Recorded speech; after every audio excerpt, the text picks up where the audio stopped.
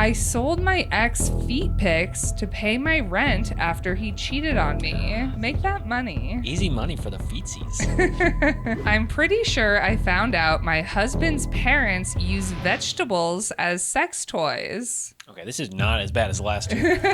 Welcome back to Delph Deck Stories. Today we are reading some taboo confessions. Our first story is from Hannah. What's your not my proudest moment story from our venting deck? I sold my ex feet pics to pay my rent after he cheated on me. You know, make that money. Easy money for the feetsies.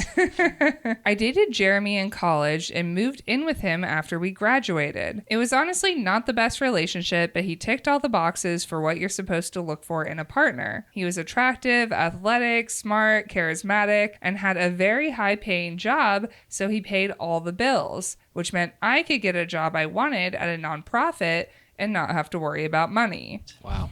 I wish I had that. What a dream.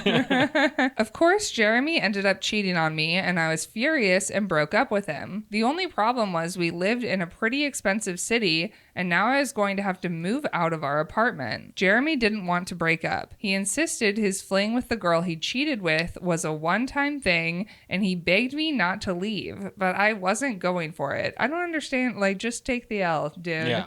Just accept how it's going to go. I feel like in all scenarios, it's also never just a one-time thing. There's always like, oh, well, I didn't tell you about... Yeah. Or like there's details that you're like, it was only one time. And then they find out it was twice. You're like, it was only 2 times. And you find out it was like 10 times. And you're like... A snake is a snake. Through and through. That's all I know. The trust was broken, and I was too young to spend the rest of my life with a guy who'd cheat on me when I was in my prime at 22. Period. Good for you. That's the other thing. Let this be a lesson. But she's smart. Yeah. Stand up, girls. I ended up finding a small studio apartment kind of far from work and even struggled to pay the rent on it because of my meager nonprofit salary. I ended up taking a second job to make ends meet, but I was exhausted and miserable and had no time for myself. I was always working or commuting and hated my apartment. While all this was going on, I had Jeremy trying to get me to come back. He kept calling, texting, showing up with flowers, etc. Only respond if he sends a Venmo request, and that's a fact. He kept saying, "You don't have to live like this. We were so happy together. Just move back in. We can work it out." I don't understand people trying to get people back that badly. He also wanted to live the single lifestyle, very obviously, and she's giving it to you for free. I didn't want to work it out, though, and I also was not even convinced the cheating was a one-time thing. Never is. I felt like he was shallow, self-absorbed, and couldn't be trusted. I wasn't in love with him anymore. Now, one thing about Jeremy is that he is a foot guy, and he loved my feet. He paid for weekly pedicures. He loved taking me shoe shopping, kissing my feet, rubbing my feet, getting me to send him pics of my feet. The guy was a serious fetishist about feet. After we broke up, he made frequent mention of the fact that I had the prettiest feet he'd ever seen and that he missed worshiping them. Man, must be nice. Side note, I once got approached by a man when I was on a pier, and he said he only came over because he saw that I had bare feet. And I was like, that's disgusting. Don't say that to someone. And then as he leaves, he goes, "You had busted feet anyway." So this isn't something that I can relate to. But I didn't even like you anyway. I didn't even like those toes. You're not even a 10. Finally, one night after working all day and then all evening waiting tables, I came home to a bunch of messages from Jeremy begging me to come back and going on about my feet. He doesn't want you. He wants your souls. He's like, let me just cut these feet off. I texted him back and told him if he missed my feet so much, I might be open to sending him some pics, but he was going to have to pay for them. He replied right away, "Yes, anything. I will give you $1,000 right now and pay for a pedicure." I should note, Jeremy came from a rich family and made a ton of money, so $1,000 was nothing to him. But it was everything to me, and he knew it. Double it. Wow.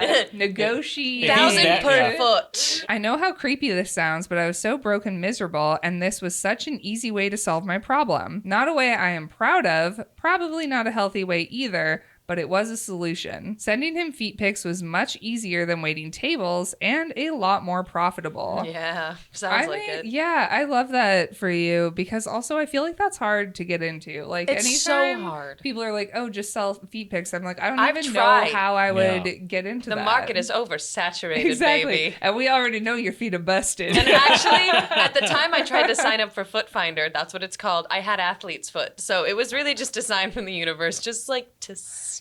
I think some people might be into like gross feet, though. I thought so too, so I tried to advertise it. Yeah. Didn't work. Wow. I know. I started trading Jeremy foot pics for money and eventually let him pay me even more to come over and worship my feet. Okay. That's almost too much satisfaction for a man who cheated to deserve. Yeah. Which was really more upsetting than it was worth. He seemed more turned on than ever by the arrangement and even seemed to relish that he was paying me. Every time I let him come over, he would try to get me to take him back or get me to have sex with him. He kept offering increasing sums of money for various favors. He wanted to sleep over. He wanted to jerk off onto my feet. He wanted to come to my pedicure appointments and watch them do my toenails. I felt like a sex worker. You were, but there's no shame in that. There is no shame in it. I guess I sort of was being one. The whole thing was very toxic and humiliating and ended up with me quitting my job and breaking my lease and moving back home for a while. Yeah, I feel like that went a little further off the rails. Yeah. If it was just slippery slope.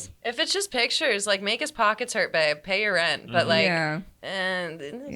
I did not tell my parents what prompted this. I think they'd be horrified. I even told Jeremy many times he could probably find an actual sex worker who was into this or a new girlfriend who was into it, but my not liking it seemed to make him even more interested. Yeah, dude's a creep. It's about the chase, the hunt. He wants those feet. I blocked his number after I moved home, so I have no idea what he ended up doing, but I am sure he found some other woman with nice feet to obsess over. Probably. Sounds like he's down bad for those feet. So like, I want a tally of how much money she made extorting this man so that he could enjoy her feet, but I also don't think I want the depressing thought of knowing what it did to her. No. Our next story is from Ryan. It's what's something most people don't know about you from our original deck. I dated a woman with a vomit fetish. This reminds me of when I was in middle school and someone said, "Hey, have you seen that video?" Oh, Two Girls, One Cup? You knew right away. We all know. Yeah. You think about that and you wonder what possesses someone. A few years ago, I met up with this woman on a dating app and we hit it off. We ended up having sex on the first date and started seeing each other almost every day after that. She had a way higher sex drive than any other woman I had been with. I honestly wasn't sure if I could keep up with her, but I'd be damned if I didn't try. At first, the sex was pretty standard stuff, but she kept implying she had fantasies she wanted to try with me. I was like, go for it, I'm down, but she'd coyly tell me I'd have to wait. I don't like where it's going. Then one night, we had been drinking a bit and she was giving me head. She was really going at it, but then she started gagging, which was very hot, but I also started getting nervous that she was actually choking. I asked her if she was okay, but she just kept going until she puked all over me. No. No. No. No. No. No. No. No. This is gross. I was like, oh my God, I'm so sorry. Are you okay? I'm a paramedic, so bodily fluids don't really freak me out. And I went into EMT mode. I started to get up to get her to the bathroom in case she needed to puke more, but she pushed me down and climbed on top of me. I'm a simple man. A woman climbs on top of me, I let her do it. No. No.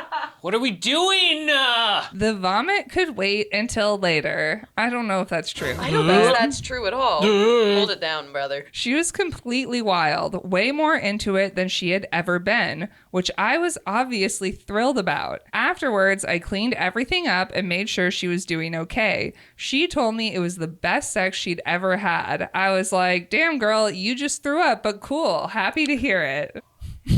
You are so mad. This is horrifying.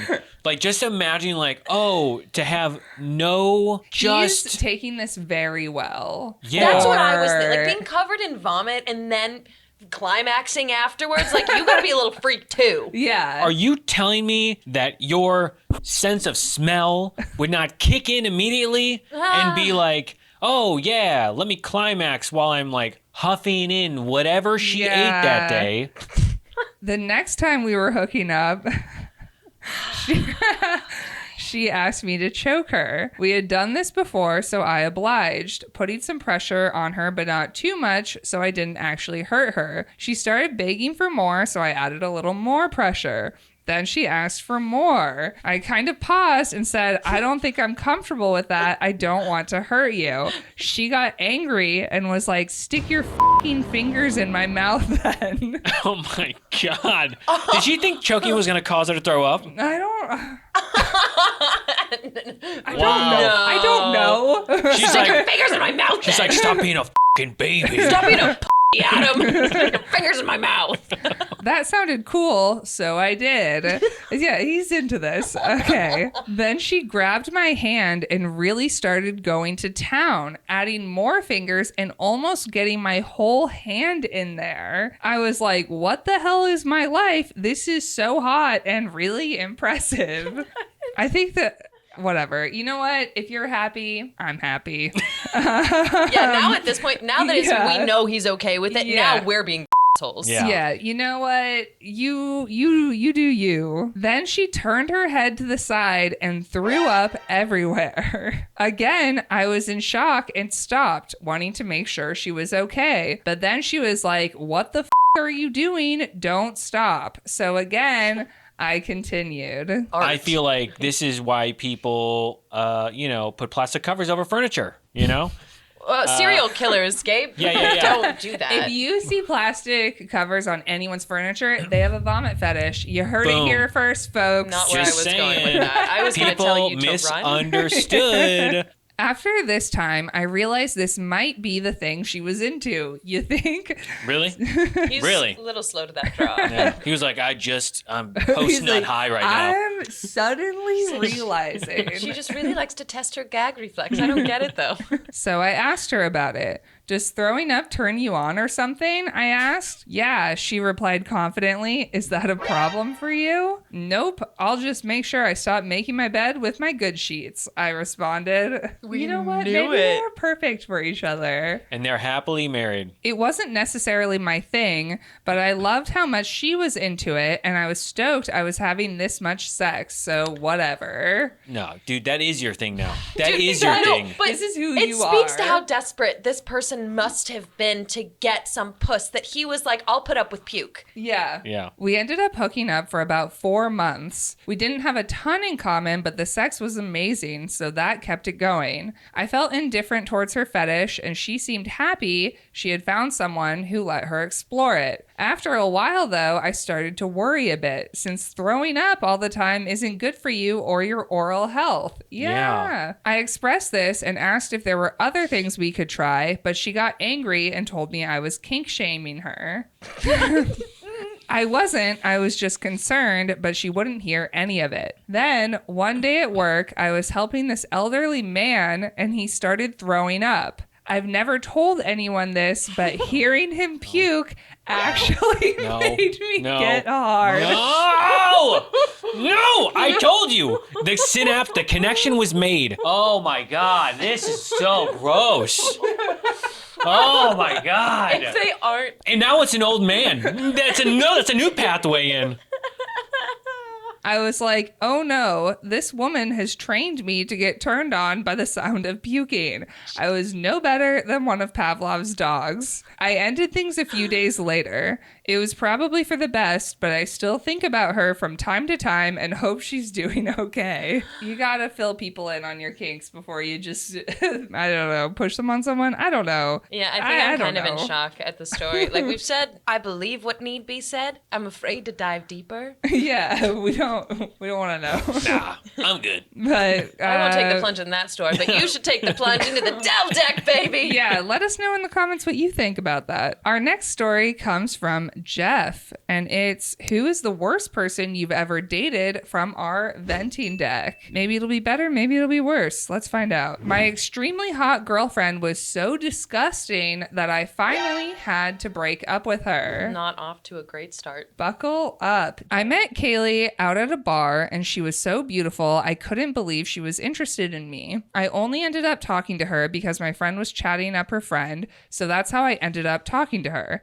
She looked like a model. I was so sure she was going to give me a fake number, but I texted her when I got home and it was really her. I invited her out to dinner for the following weekend, and it was like a dream date. We got along really well, and she was so charming and easy to talk to. The first sort of red flag popped up as I was walking her home. I noticed she kept picking at her teeth, but I didn't think much of it. We all get food stuck in our teeth sometimes, and it's annoying, so whatever. I didn't realize at the time this was nothing compared to what I was in for. I was so attracted to her that it barely registered. I met her for happy hour after work a few days later, and when I got to the bar, there was Kaylee chewing on a strand of her long blonde hair at the bar. Again, I was mildly grossed out, but brushed it off because did I mention her hotness? This woman looked like Margot Robbie's even hotter sister, so just otherworldly stunning. This is pretty privileged to a T because there's been times where I'm like, I can get away with this because I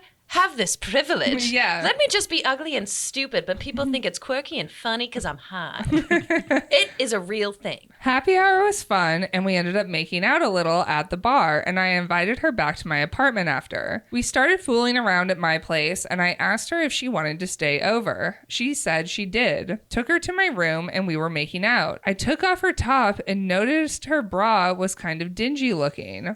Maybe she hadn't planned for me to see it. Whatever. Her toned athletic body was enough of a distraction to make me forget about it. To be on the safe side, I turned out the lights in my room, not wanting to discover any other grimy surprises that might ruin the mood. I'm like dingy in that it's like, oh, it's not my cutest bra, or like dingy in that. No, I feel like it's dingy, like wasn't washed, probably worn multiple times, which makes me concerned of what is below. Yeah. And how long that's been used. This sort of worked, but the next day I noticed how completely dirty the underwear that was sitting on my floor was. This wasn't just normal worn for a day underwear. This underwear seemed like it had been through something. Oh dear. It's okay if you make your underwear a little dirty. You just wash them. I'm never going to recover from today.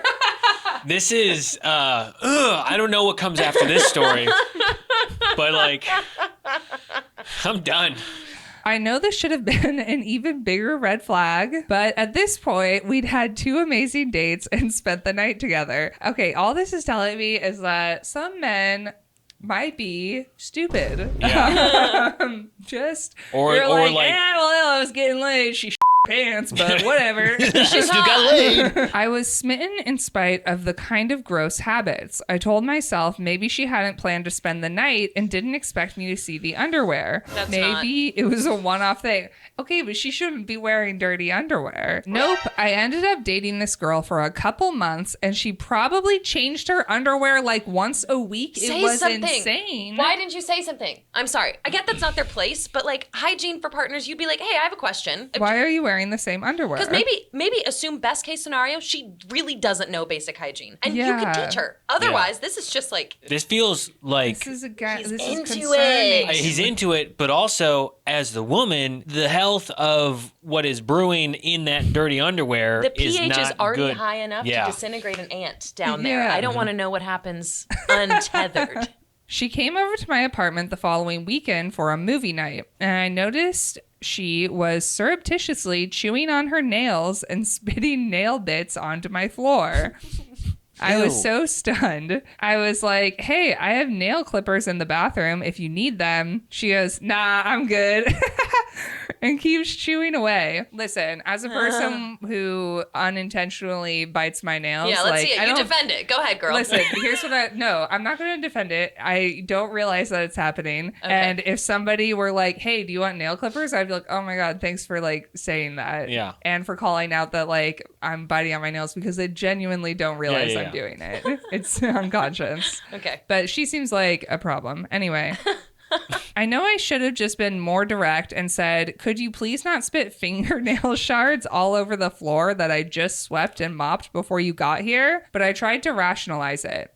I told myself it was no big deal, that I could sweep up again after she leaves, that it was just fingernails. It wasn't really going to hurt anything. The gross behaviors continued. She'd cough and sneeze without covering her mouth. She didn't flush toilets. She picked her nose. She chewed her hair and nails and cuticles and left messes everywhere. She didn't brush her teeth every day. She never flossed. Okay, we get it. At this point, we know she's filthy. He's just bragging. She rarely showered, even after the gym. I know in isolation these things might not seem huge. They do. No, yeah, they're pretty massive. But in aggregate, the gross habits started to wear on me, and even her incredibly good looks started to seem less impressive the more she did things to gross me out. It's like a man just gained sentience that day. What? Maybe it's not worth it. Also, did she meet any of his friends, you know, like girls, guys, whatever? Question. Yeah. At any point where people are like, oh, she's picking her nose at the table and then grabbing the chicken wing. The final straw came when we went to visit my sister and her husband, who just moved into a new house upstate. It was bad enough that Kaylee did all her gross things when we were alone, but now we were at my sister's house, and I felt like her antics were downright disrespectful. If you're a gross person and you like find a person you can be gross with, like good for you, but like these are strangers. They're your first time meeting them. You're not picking your nose around them. Like, what are you doing? Like, I don't want to have to, you know, to the parenting point, like I don't want to have to pick up after your girlfriend. No, but I really like telling people what not to do. So she farted at the dinner table repeatedly and loudly. That's a power move. She was like, establishing dominance. She's like, this is my house now. She's like, rate it. She's trying to take the house. She got her period on the trip and got blood everywhere. I know I should be sensitive about the period thing, but she seemed to make zero effort to clean up after herself. I feel like the sensitivity stopped about 5 listed things ago. I just like, sometimes, you know what? Sometimes it happens unexpectedly, but for her, I don't think that's the case. I was so embarrassed. She got blood on my sister's sheets, a chair cushion, all over the bathroom. Jesus, it was looks like a murder scene. What do you mean all over the bathroom? You haven't like learned how She's to like walking accurately. It's like when dogs like save a little bit of pee at every spot they stop at. Just claim a little it. tinkle. Yo, she is establishing dominance. She wants this house. She's like, no one will ever come here because it looks like somebody was murdered. I tried to clean up after her as much as I could and ended up washing my sister's sheets. But Kaylee was like a walking tornado of filth. She even came to breakfast with dried period blood under her fingernails. What? What? What do you mean? Under your fingernails? No. Again, things that happen. There's no excuses for her anymore. No, I would at that point be like, honey, look, you don't have to leave, but your girlfriend's got to go. Yeah.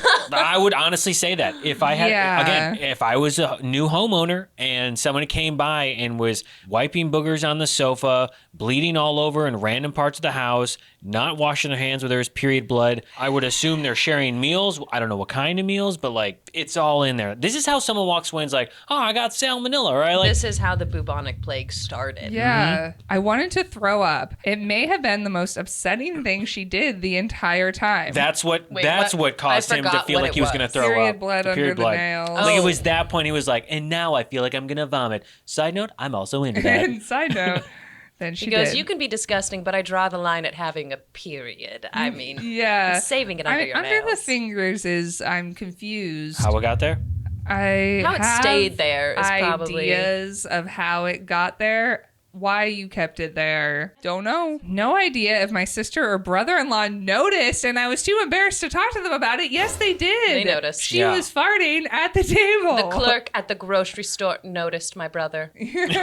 What's even more embarrassing is I didn't even confront her about her behavior. She seemed so oblivious to her grossness. She's too hot. Anytime I tried to more gently encourage different behavior, she just ignored it. So after the trip to my sister's place, I ended up breaking up with her and giving some BS excuse about how I felt like there just wasn't a good connection between us. It wasn't even true. We got along really well, and if she hadn't been so disgusting, I probably would have married her. I was so taken with her looks and charm. But I just could not deal with her repulsive habits or subject my family to it again. You are blinded. Yeah. She's the way he's saying this, like it's a declaration, and I would never do that. We know you shouldn't. Yeah. Also, you don't have to tell her why. Yeah. I'm fine with that. I also don't believe this. He's like, oh, I would have married her. No, you wouldn't have. You would not have. No, because she comes with the gross. Yeah, she is this grossness. The grossness is her. There is no separating, dividing these two. They're one and the same. The identity is one. Our next story is from Natalie. What went wrong for you most recently? From our venting deck. I'm pretty sure I found out my husband's parents use vegetables as sex toys. Okay, this is not as bad as the last two. Okay, well, good for them. Hold on. As long as they're not using them. That's the thing. Don't serve them to people. If the vegetables are used and they somehow end up in the salad for dinner, then I got a problem. I don't know if I can keep hearing stories like this, because now I'm going to walk into a stranger's home and see 3 cucumbers in the fridge and go, but what are they for? But what? No one eats 3 cucumbers. What do you need those for? My husband's parents are extremely conservative Christians. If his mom was younger, she'd probably be one of those trad wife TikTokers. My husband was an atheist when I met him, but his parents still blame me for corrupting him and turning him into a liberal. Despite not liking me much, my husband is very close with his parents, and we go over to their house regularly. When she's not busy worshiping Jesus, my mother-in-law loves to garden. She has a lot of gorgeous rose bushes and grows carrots and zucchinis. When I first learned about this, I thought they were kind of random vegetables to choose. I am surprised she doesn't grow any other food, I told my husband. He didn't seem to think it was weird. Now, my mind didn't immediately go to, those vegetables are really phallic. They must be having sex with them. But after a few more instances, I started to become suspicious. What are the instances? Yeah, but also, it's always the ones who are the loudest about other people that are actually secretly doing that. Do you think they use vegetables because they don't want to support the devil by walking into a sex shop? Because absolutely. That's kind of where my mind... They said, improvise, baby. They said, God gave us vegetables.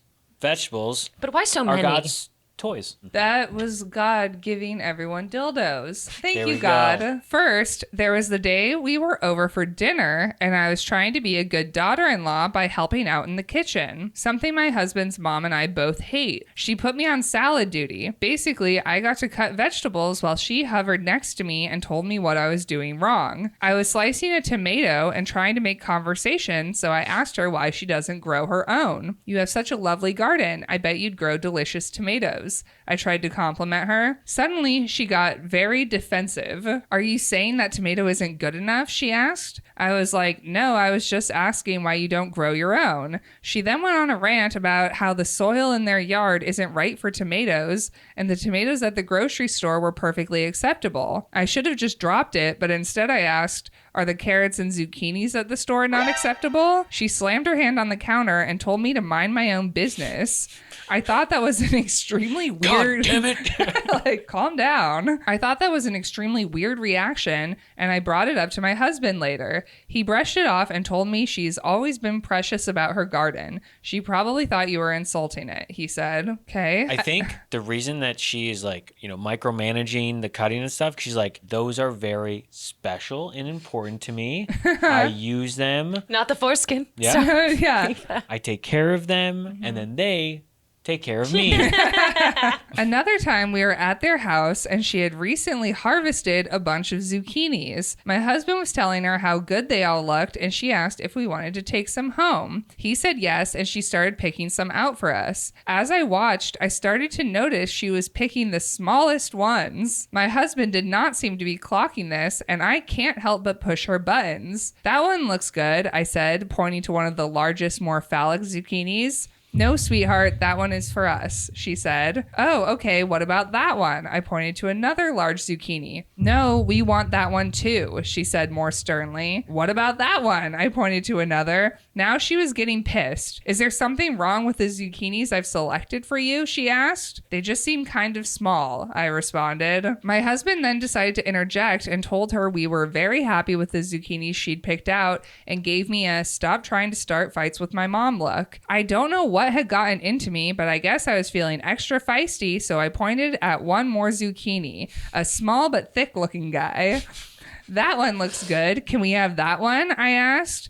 His mom gave me an annoyed look, picked it up, and showed it to my father-in-law. What do you think, Craig? He glanced up from his phone and said, no, I think we should keep that one. The boy likes the girth. I held my tongue and didn't ask any more questions. Maybe these people just love eating big zucchinis, I thought. Or maybe they like to have sex with them. The final nail in my in-laws' vegetables coffin came a few months ago. Again, I've had my suspicions, but I think this confirms it. I work as a graphic designer, which to my in-laws just means she does things on the computer, which means I am their go-to IT person. They are having an issue logging into their email, so my services were requested. I came over and first asked if they had written down the password somewhere. While they were searching through random stacks of paper, I decided to be nosy and see what they got up to. I assumed it would just be church stuff or conservative Facebook groups, but to my surprise, I found a pornographic website. I clicked on it to see what had been watched, and no joke, a woman using a cucumber as a dildo popped up on the screen. Real only farmers. Farmersonly.com. I couldn't believe it. I quickly clicked out, but that solidified it for me. They are definitely using those veggies for more than just a healthy snack.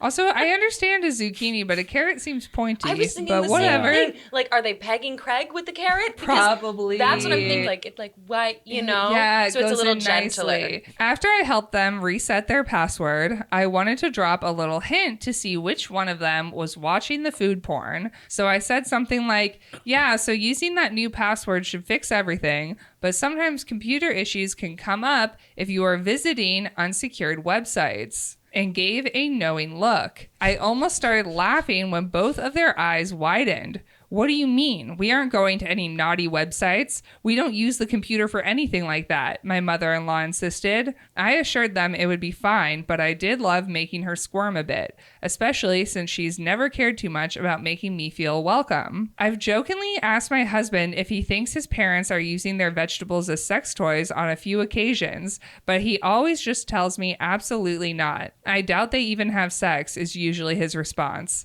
I haven't told him about the website I found because I could see him being weird about it, but I don't think my suspicions are incorrect. The thing that really points out there is they immediately like, we don't go to any naughty websites. It's like, I never said I don't naughty. even know what that I said unsecure website. Yeah. And they're like, naughty? No, I didn't a carrot. It's like, whoa, Craig, what? Our final story comes from Cora, and it's what's something most people don't know about you from our original deck. One year at summer camp, I soiled myself in front of Bambi and his entire herd. Poor Bambi. It was my first summer as a camp counselor at this camp that was essentially world famous, so being a staff member there was a big deal. I was one of the lucky new hires that didn't attend the camp for upwards of 10 years before being hired, so I didn't have too many friends right away. I was new at camp and slightly uncomfortable with everyone I was around, so my body had lost the ability to digest food, it seems. And by Thursday afternoon, I was feeling the weight of the week, literally. That is truly the worst thing that bodies do. Mm-hmm. They're like, oh, new environment, stop pooping. I can't do that. Yeah. I once knew a girl and we went to Costa Rica to build a house, long story. And she didn't poop the entire week and it was literally forced by her father to take a laxative. And she was so stubborn, she fought it, right? But then she weighed herself before and after when she got home, 13 pounds. 13 pounds. That's impressive. Yeah. Oh, man. Yeah, that is impressive. I asked one of the friends I had that also had a car to take me to the nearest Walmart where I purchased a set of Walmart brand laxatives. I took 2 as the box instructed and hoped that by Friday morning I would be feeling better. Well, Friday morning my alarm goes off and my first thought was, geez, I wonder when the laxatives will start to work. Immediately followed by, oh, I think they're starting to work, as I put my strappy sandals on and made the trek to the bathroom. Now, the bathroom isn't close. It's 3 cabins and an archery field away. That's too far away. So I felt immense panic when I was passing cabin 1 of 3 and realized I had to go now. I began waddling as fast as my clenched cheeks could carry me past cabin 2, rounding cabin 3 when I had to physically stop and clench with all my might. Oh man. Imagine you're dangling off a bridge and your grip is the only thing that is between you and sheer death. That's how hard I was holding on. At this point, I'm sweating and trying to move as fast as I can without opening the floodgates. I was halfway through the archery field, nearly to the bathroom, when an entire herd of deer came out of the shrubbery surrounding the field. They're like, hey, girl, how you doing? They said, is it a poop party? It's a poop party. I smell something. we smelled a really unfortunate story you're going to tell online in a few years.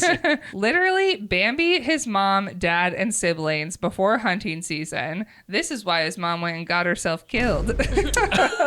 I'm staring Doe in the eyes and clenching with the might of 1,000 grips, but I know I can't hold on much longer. I begin to try and shuffle through the deer as they lazily complicate my path to freedom. I feel like the deer, I guess you're moving slowly and the deer are just sort of like, whatever. They get fed by humans a lot, so they're like, why is she not feeding us? I made it out the other side of the herd when I made one fatal mistake. I stopped to look back. You're like, what? Had to see the deer? They're like, wait, but they're so pretty. Slight rotation. It was like opening up. Opening up. Yes. Nothing you can do. It is at this moment that I drop to my knees, aware of the laxative doing its job too well, as I held eye contact with a particularly curious baby deer and release. Man, this isn't even like a slow, like, oh, it's coming. This is just, it's happening. It's happening. Very quick. And now they got to walk back. I know that I need to move quickly from this compromising position if I am to make it out of this nightmare without being seen by a fellow staffer. So I stand and run the rest of the way to the bathroom, no longer encumbered by my past meals. Oh man, it all came out. To my horror, there is someone I know at the sink as I rush in, and I have no choice but to run directly into a bathroom shower stall, fully clothed, and attempt to rinse off the consequences of my generic laxative actions. I feel like they could have come up with a better excuse instead of being like, or I'm assuming they'll have to explain that they themselves, but I feel like going in the shower, you'd be like, oh, I got stung by something, or I went through poison oak or poison ivy. Like, there's so many things. Deer oh, yeah. Like, by some grace of God, I managed to make it out of the shower stall into another bathroom stall where I have to risk calling out and asking someone to go back to the cabin, get my only friend, and see if she can bring me a change of clothes, because no way am I walking back to the cabin soaking in a combo of water and my own filth, because you're not like that gross girl. Good for you.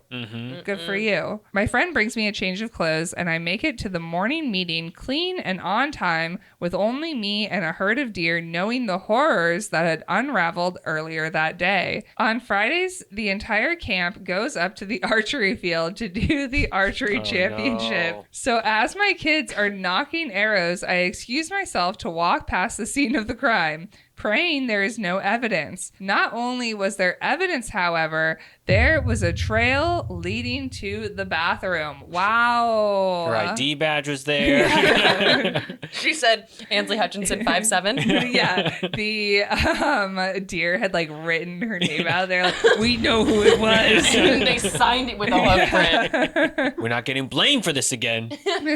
They go, we don't like corn. That's it for Delve Deck Stories. If you liked this video, you can like, subscribe, and check out some of our other videos. And if you have a story that you would like to share with us, go to share.delvedeck.com and we might read it on an episode. Hello. Hi. I love to talk to you through these videos. Okay.